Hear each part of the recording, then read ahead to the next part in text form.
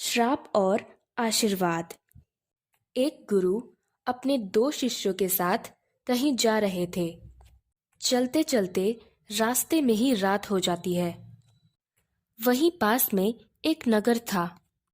दोनों शिष्य गुरुजी से बोले, गुरुजी, क्यों ना आज रात भर हम इसी नगर में रुक जाते हैं।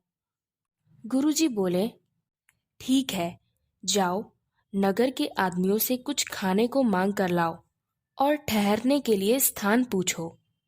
गुरुजी की आज्ञा पर दोनों शिष्य उस नगर में गए। वहां जाकर नगरवासियों से खाने और रहने के लिए स्थान पूछा। एक व्यक्ति ने क्रोधित होकर बोला, यहाँ कोई रहने खाने के लिए स्थान नहीं है, चले जाओ यहाँ से।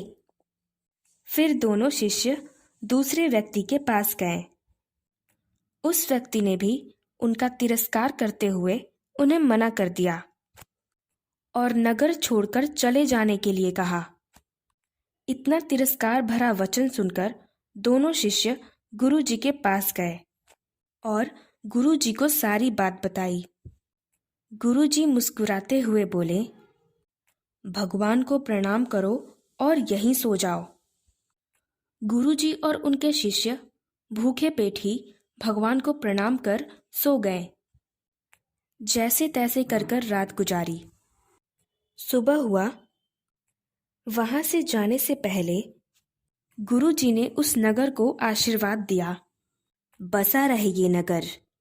और मुस्कुराते हुए गुरुजी आगे बढ़ गए।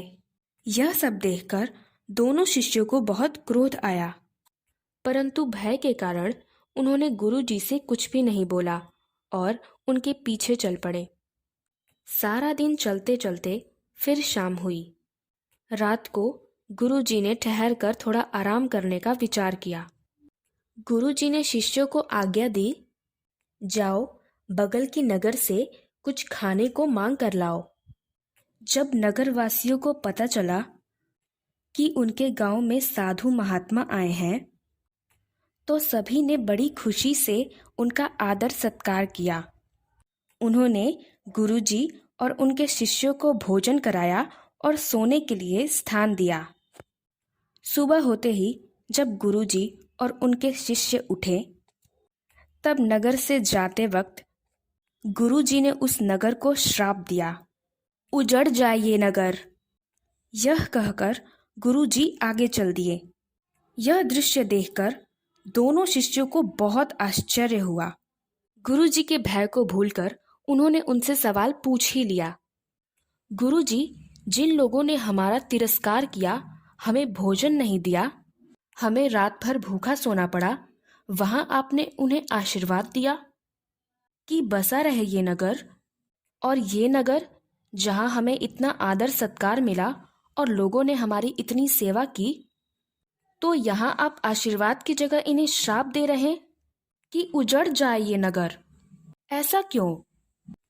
गुरुजी बोले, वे लोग दुरात्मा थे, तामसी थे, इसीलिए मैंने इस नगर को आशीर्वाद दिया, ताकि यह लोग आपस में ही रहे और नगर से बाहर ना जाएं, ताकि ये लोग देश दुनिया के बाकी लोगों के संपर्क में ना आए, ताकि उनका दुर्व्यवहार और बुराइयां उसी नगर तक ही रहे। परंतु यह नगर अच्छे और सात्विक विचार वाले लोगों से भरा पड़ा है। नगर के उजड़ जाने के बाद यह लोग पूरे देश दुनिया में इधर उधर रहने के लिए जाएंगे, जिससे इनके संपर्क में आने वाले लोगों में भी सात्विक विचार आएगा और इस प्रकार पूरी दुनिया में अच्छाई फैलेगी। तो बताओ, क्या मैंने कुछ गलत किया? यह सब सुनकर शिष्यों को सारी बात समझ आ गई थी।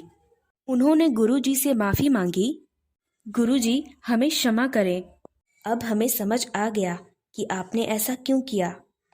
गुरुजी मुस्कुराए और आगे चल दिए। ऐसी और कहानियां सुनने के लिए सब्सक्राइब करें आपके चैनल नमो गुरु गोविंद को। धन्यवाद।